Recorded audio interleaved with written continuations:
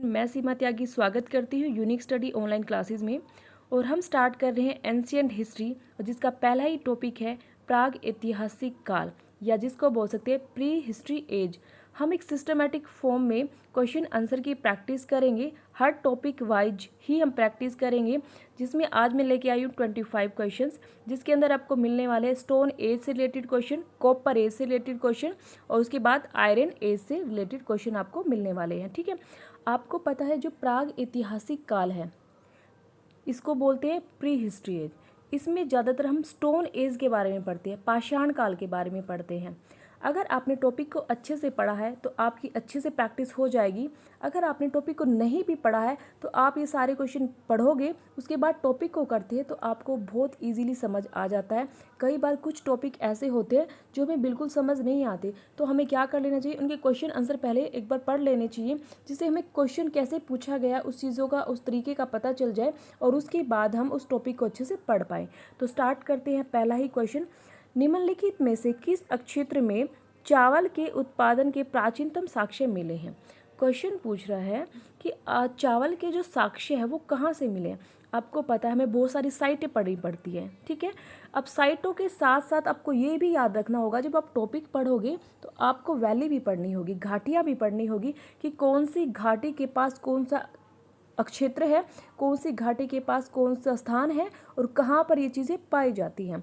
तो देखिए, अब ये चावल के साक्ष्य पढ़ रहा है, तो चावल के साक्ष्य हमें पता है कि कोल्डी हवा से मिलते हैं, और ये इलाहाबाद में है और यूपी वाले एरिया में। ठीक है, यूपी में जगह है इलाहाबाद, इलाहाबाद में प्रॉपर जगह कोल्डी हवा, वहाँ से चावल के साक्ष्य मिले हैं। बट ना तो यहाँ पे यूपी दिया गया है, ना यहाँ कोल्डी हवा दिया गया है, और ना यहाँ पे इलाहाबाद दिया है। यहाँ पे जो आंसर है वो बेलन घाटी है। तो याद रखना, बेलन घाटी यूपी में पड़ती है, ठीक है, इसीलिए उसी के पास ये जगह है गोल्डी हवा, और वहाँ से चावल के साक्ष्य मिले हैं। तो आपको एक ही क्वेश्चंस में कितनी सारी चीज़ें याद हो जाती है कि यूपी में ही बेलन घाटी है, यूपी में इलाहाबाद है, गोल्डी हवा यूपी में पड़ता है, इन सारी जगह पे चावल के साक्ष्य हमें कहीं भी आ सकता है कि चावल के साक्ष्य कहाँ से मिलते हैं। ठीक है, क्वेश्चन हो गया क्लियर। उसके बाद चलते हैं सेकेंड क्वेश्चन पे। उच्च पूरा पाषाण युगीन हड्डी की बनी मातृ देवी की प्रतिमा कहाँ से प्राप्त हुई है। ये क्वेश्चंस बहुत बार एग्जाम में पूछा जाता है। क्यों पूछा जाता है कि कन्फ्यूज़न वाले क्वेश्चन होते हैं, थोड़े से स्टार्टिंग में कन्फ्यूज़न वाले क्वेश्चन होते हैं, इसलिए हमसे बार बार पूछा जाता है कि उच्च पूरा पाषाण युग में हड्डी से बनी मातृ देवी की प्रतिमा, एक तो देवी की बनी हुई है और ऊपर से हड्डी की बनी हुई है, तो ये कहाँ से प्राप्त होती है। तो ये आपके बेलन घाटी, अभी जो मैंने आपको बताया था, यूपी में पड़ती है बेलन घाटी। ठीक है, वहीं पर एक जगह है, कौन सी जगह है, लोहदा नाला, लोहदा नाले में ही मातृ देवी की मूर्ति मिली है। अगर आपसे एग्जैक्ट पूछा जाए तो यूपी में एक जगह है लोहदा नाला, वहाँ से ये मूर्ति मिली है मातृ देवी की, या फिर नक्काशी मिली लिखा जा सकता है, या मातृ देवी की मूर्ति मिला जा सकता है, कुछ भी मिल सकता है। ठीक है, गोदावरी घाटी आपकी महाराष्ट्र में है, सोन घाटी और नर्मदा घाटी ये आपकी एमपी में पड़ता है। तो आपको ये वैली भी आपकी याद होनी चाहिए कि एमपी के अंदर कौन कौन सी है, नर्मदा और सोन घाटी। महाराष्ट्र के अंदर गोदावरी कैसे याद करोगे, एक राष्ट्र है महाराष्ट्र, ठीक है, उसको अपनी गोद में लिए हुए हैं, तो गोदावरी। सोन और नर्मदा ये एमपी में है, ठीक है, नर्मदा और सोन एमपी में, और बेलन ऊपर पड़ा हुआ है। बेलन होता है ना जो बेलन, ठीक है, बेलन उत्तर में है, क्या है, बेलन उत्तर में है, तो बेलन को यूपी में याद करना। मतलब कुछ ट्रिक लगा के आप इन सब चीज़ों को याद कर सकते हो, जो यहीं के यहीं आपको याद हो जाए। नेक्स्ट चलता है, अभी आप इसको क्या करोगे, आंखें बंद करके वीडियो को पॉज करके याद करोगे, एमपी के अंदर कौन कौन सी घाटी है, नर्मदा घाटी और सोन घाटी है। महाराष्ट्र, राष्ट्र से याद आएगा गोदावरी, ठीक है, बेलन ऊपर उत्तर प्रदेश, ऐसे करके याद करना है। तो ये जो मूर्ति है ये बेलन घाटी उत्तर प्रदेश में मिली है। नेक्स्ट चलते हैं हम, निम्नलिखित में से किस क्षेत्र में पूरा पाषाण काल, देखिए ये कह रहा है कि पूरा पाषाण काल, मध्य पाषाण काल और नव पाषाण काल के अवशेष एक सीक्वेंस में मिले हैं, कि पहले पूरा पाषाण है, फिर मध्य पाषाण है, और फिर आपका नव पाषाण है। आपको पता ना, ये पाषाण कालों को 3 पार्टों में डिवाइड किया गया है, और आगे इस पूरा पाषाण को भी 3 पार्ट में डिवाइड किया गया है। तो पहले आपसे पूछ रहा है कि इन तीनों की सीक्वेंस हमें कहाँ से मिली है, तो ये घाटी की बात आ जाती है, तो ये गोदावरी घाटी से मिली है। अब ये गोदावरी घाटी कहाँ है भाई? ये गोदावरी घाटी महाराष्ट्र में है। तो महाराष्ट्र से इन तीनों कालों के सीक्वेंस मिले हैं कि यहाँ पे पूरा पाषाण काल के भी अवशेष मिले हैं, मध्य पाषाण काल के भी मिले हैं और नव पाषाण काल के भी मिले हैं। तो नेक्स्ट चलते हैं हम। भारत में प्राग ऐतिहासिक मानव का प्राचीनतम जीवाश्म, क्या कह रहे हैं? सबसे पुराना जीवाश्म निम्नलिखित में से किस स्थान पर पाया गया है? तो सबसे प्राचीनतम जो जीवाश्म है वो आपके हथनोरा से पाया गया है। कहाँ से पाया गया है? हथनोरा से। तो ये वाला क्वेश्चन बहुत बार एग्जाम में पूछा जाता है कि सबसे पहला जीवाश्म कहाँ से पाया गया है? हथनोरा से पाया गया है। हथनोरा कहाँ पे पड़ता है? ये आपका एमपी में पड़ता है। ठीक है, कहाँ पे? एमपी में पड़ता है। नेक्स्ट चलते हैं। मनुष्य द्वारा, अब देखिए इसमें बहुत सारी चीज़ें दे रखी है, जैसे भीमबेटका है, आपको पता है भीमबेटका कहाँ पे है? एमपी में है। सरायनार कहाँ पे है? ये आपके यूपी में है। दमदमा कहाँ पे है? ये आपका यूपी में है। यहाँ से भी अवशेष मिले। भीमबेटका से क्या मिले हैं? हम पूरा पाषाण काल में भी पढ़ते हैं। यहाँ से क्या मिले हैं? भीमबेटका से पशुओं के साक्ष्य मिले हैं, मतलब पालतू पशुओं के साक्ष्य यहाँ पे मिले हैं मध्य पाषाण काल में। ठीक है। दमदमा से क्या मिला है? दमदमा से मिले हैं नर कंकाल, और एक ही कब्र में 3 कंकालों को दफनाया गया, ये दमदमा से मिला है। अब है मानव द्वारा सर्वप्रथम प्रयुक्त अनाज क्या था? सी, जौ।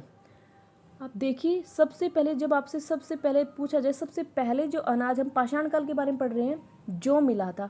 वैसे भी सबसे पहला जो गेहूं है वो जौ ही मिला था। उसके बाद जौ और गेहूं इकट्ठे मिले हैं। उसके बाद चावल के साक्ष्य मिले हैं। इंडस वैली में हम कपास पढ़ते हैं। तो ऐसे जो सबसे पहले अनाज पूछा जाए तो वो आपका जौ है। नेक्स्ट चलते हैं। निम्नलिखित में से किस मध्य पाषाणिक स्थल से हड्डी के बने आभूषण प्राप्त हुए? अभी हड्डी की बने आभूषण पूछ रहा है, हड्डी की बनी मूर्ति नहीं पूछ रहा है, हड्डी के बने आभूषण पूछ रहा है।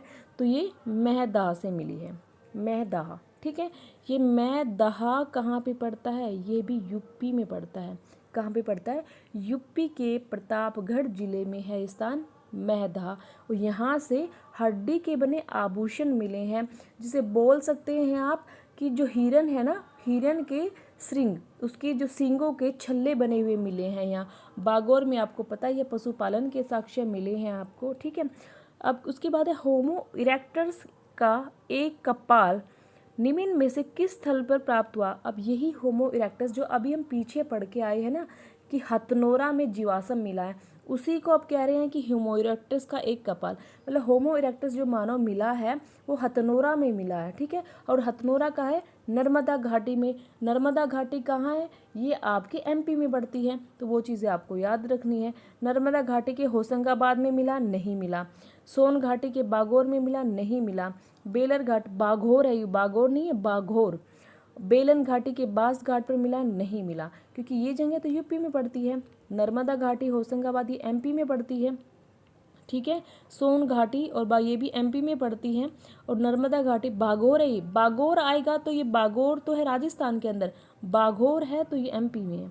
नर्मदा घाटी के हथनोरा, हथनोरा जो स्थान है वो कहाँ पे है? एमपी में है, वहीं से प्राप्त हुए हैं। आपसे पूछा जाए कपाल प्राप्त हुए, जीवाश्म प्राप्त हुए, होमो इरेक्टस मानव प्राप्त हुआ है, तो सारी चीज़ें आपको याद रखनी है। ठीक है, एक ही जगह पे है हथनोरा, बस चीज़ें स्टेटमेंट चेंज हो सकती हैं। हड्डी से निर्मित आभूषण भारत में मध्य पाषाण काल के संदर्भ में प्राप्त हुए हैं। अब ये कह रहा है कि जो अभी तुम पढ़ के आए हैं कि हड्डी से बने आभूषण कहाँ से प्राप्त हुए हैं, तो हमने पढ़ा था महदाह से। ठीक है, और महदाह कहाँ पे पड़ता है? आपके यूपी में पड़ता है। देखिए ये आपके सरायनहार, महदाह, चौपानी मांडो और लेखिया चारों साइट यूपी के अंदर पड़ती है। बस फर्क इतना है कि ये जो तीनों साइट है ये प्रतापगढ़ जिले में है, और ये जो लेखैया वाली साइट है ये विंध्याचल क्षेत्र में पड़ती है। पूर्व पाषाणकालीन मानव का मुख्य धंधा क्या था? अब बिल्कुल पता है, जब स्टोन एज चल रहा था, पत्थरों का काल चल रहा था, स्टार्टिंग में पूर्व पाषाण पूछ रहा है ये, ना कि आपसे नव पाषाण पूछ रहा है, ना कि आपसे मध्य पाषाण पूछ रहा है। अगर मध्य पाषाण पूछे तो पशुपालन आ जाएगा, नवपाषाण पूछे तो कृषि आ जाएगा। अब यहाँ पे शिकार खेल रहा है क्योंकि ये पूरा पाषाण काल की स्टार्टिंग वाली एज की बात कर रहा है। पैलियोलिथिक, पैलियोलिथिक, मेसोलिथिक और नियोलिथिक, पैलियोलिथिक, मेसोलिथिक और नियोलिथिक। तो ये पैलियोलिथिक के बारे में पूछ रहा है ना, पूर्व पाषाण, पहले वाला पाषाण, पत्थरों का काल। तो वहाँ पे तो वो शिकार ही करता था। अगर आपसे पूछा जाए खाद्य संग्रह कब करता था, तो वो आपके पूर्व पाषाण में करता था। अगर आपसे पूछे खाद्य उत्पादन कब करता था, तो वो नवपाषाण काल में करता था। तो एक एक पॉइंट को आपको ध्यान से पढ़ना है। सीधा सा क्वेश्चन है, सिहिवाल एक पूरा स्थल है। क्या कह रहा है? सिहावल एक पूरा स्थल है, मतलब एक साइट है। ये कहाँ की साइट है? तो ये निम्न पूर्व पाषाण की साइट है। देखो, आपको भी पता है कि पैलियोलिथिक, मेसोलिथिक और नियोलिथिक, बट जो इस पैलियोलिथिक को भी है ना 3 पार्ट में डिवाइड किया गया है। ठीक है, लोअर, मिडल और अपर में। ठीक है, निम्न पूरा पाषाण, मध्य पूरा पाषाण और उच्च पूरा पाषाण काल। तो इन तीनों को भी डिवाइड किया हो ना, तो इस 3 में से ये वाला उठा रखा है। देखो ध्यान से देखो, निम्न पूर्व पाषाण संस्कृति, ठीक है, मध्य पूर्व पाषाण संस्कृति, उच्च पूर्व पाषाण संस्कृति। बट यहाँ पे लिखा हुआ है सिर्फ मध्य पाषाण काल। मध्य पाषाण अलग होता है और मध्य पूर्व पाषाण अलग होता है। तो क्वेश्चन जब सामने आए, एक एक चीज़ को ध्यान से देखना। देखो यहाँ पे मध्य पूर्व पाषाण काल है, ठीक है, यहाँ पे मध्य पाषाण काल है। तो इन चीज़ों को ध्यान से देखना जब आपके सामने क्वेश्चन आते हैं। नेक्स्ट चलते हैं, लंबवत। लंबवत का मतलब होता है ऐसे, ठीक है। उत्खनन के द्वारा हमें कौन सी कल्चर्स का पता चलता है? अगर हम सीधा स्ट्रेट खुदाई करते चले जाएं तो हमें कौन से संस्कृति का पता चलेगा? तो काल का, मतलब जब हम ऊपर से नीचे तक खुदाई कर रहे हैं, हमें पता है ये वाला टाइम था, इससे नीचे ये वाला टाइम था, इससे नीचे ये वाला टाइम था, ये वाला टाइम था। अगर इस तरह से खुदाई की जाए तो हमें अक्षेत्र का पता चलेगा कि यहाँ तक क्षेत्र फैला हुआ था, यहाँ तक, यहाँ तक, यहाँ तक, ठीक है। बट ये होगा एक्सथितिज, ठीक है। बट ये होता है लंबवत। लंबवत मतलब स्टेट में जब हम खुदाई कर रहे हैं। तो सीधा क्वेश्चन है, अगर हम ऊपर से नीचे तक खुदाई करते हुए, नीचे से ऊपर जब जो भी है खुदाई करते हुए जा रहे हैं, तो हमें सिर्फ काल का पता चलेगा, टाइमिंग कितना कौन सी संस्कृति का रहा है, ठीक है। उसके बाद नेक्स्ट चलते हैं, अल्मोड़ा के निकट लखू ओडियार पर लाल रंग की उकेरी गई मानव की आकृति पूछ रहा है। कोई क्वेश्चन मिक्स किया हुआ है कि जो मानव की आकृति है ना लाल रंग की, ठीक है, लाल रंग की उकेरी, लाल रंग से मतलब उसको उभारा गया, बनाया गया, वो कौन से काल की है? तो वो आपकी कुषाण काल की है, ठीक है, ये याद रखना आपको। प्राचीन काल में आर्यों की जीविकापार्जन का मुख्य साधन क्या था? अभी आर्यों के बारे में पूछ रहा है पाषाण काल में, सिर्फ आपको कंफ्यूज करने के लिए।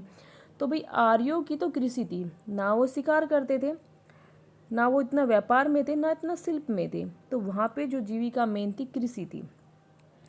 उसके बाद निम्नलिखित में से किसको चालकोलिथिक युग कहा जाता है? तो मैंने आपको बताया था कि हम इसको थोड़ा सा कॉपर एज के बारे में पढ़ेंगे। तो चालकोलिथिक जो युग होता है ये होता है कॉपर एज। क्या होता है ये? Copper timing. ये कॉपर, चालकोलिथिक, चालको कार्बन मतलब तांबा, कॉपर, चालको कॉपर कार्बन और लिथिक होता है पत्थर।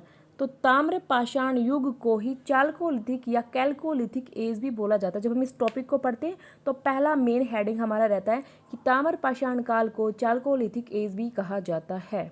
ओके, नेक्स्ट चलते हैं। एमपी मध्य प्रदेश में प्राग ऐतिहासिक शिला चित्र कहाँ से प्राप्त हुए हैं? अब भाई मध्य प्रदेश है, मध्य प्रदेश में स्थान है आपका भीमबेटका, ठीक है, भीमबेटका ये रहा।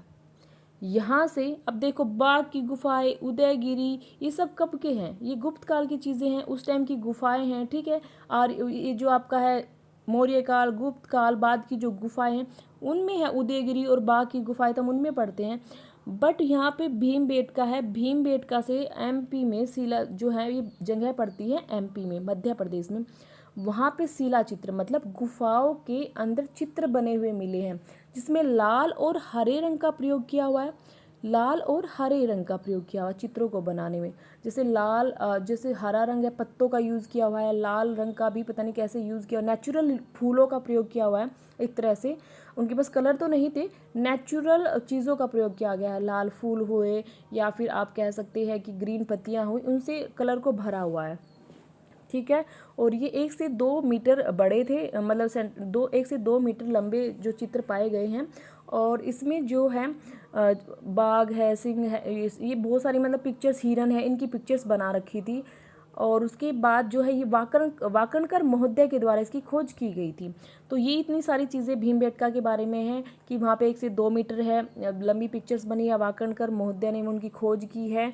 और उसका मतलब है लाल और हरे रंग का प्रयोग किया गया है। तो सब इसके बारे में है। कहाँ पे है? MP में है। एग्जैक्ट जगह भीमबेटका है। भारत के किस शिला क्षेत्र में सर्वाधिक चित्र प्राप्त हुए? सेम वही क्वेश्चन पूछ रहा है आपसे, क्वेश्चन का बस तरीका बदल देता है। ये पूछ रहा है कि वो जो गुफा चित्र है वो कहाँ से प्राप्त हुए, सर्वाधिक लिख दिया बस यहाँ पे, भीमबेटका से। इनाम गांव भारत के किस राज्य में स्थित है?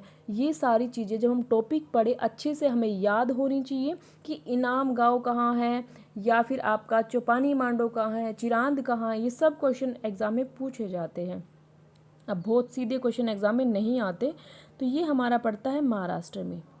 इनाम गांव हुआ आपका, सोन गांव हुआ, चंदौली हुआ, ठीक है, प्रकाश हुआ, पुणे हुआ, ये आपके सब कहाँ पड़ते हैं? महाराष्ट्र में। दैमाबाद हुआ, नासिक हुआ, ये आपके महाराष्ट्र के अंदर है। नेवासा, सब महाराष्ट्र के अंदर पड़ते हैं, ठीक है।